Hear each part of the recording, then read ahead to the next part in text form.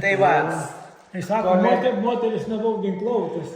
Moteris tikrai nekovoja ir... Bet pripjauti galėjo.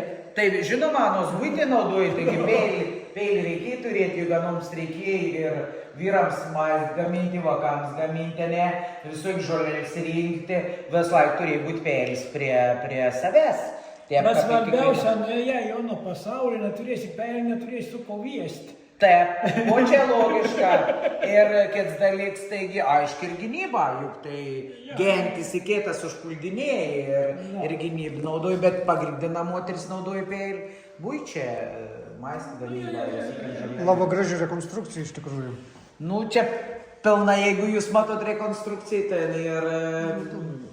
Tai aišku, aš edukacijas atliktų ir pasakoju konkrečią pagal eilę, pagal rūbus, nugalos apdangalą, iki apavą moters. Tai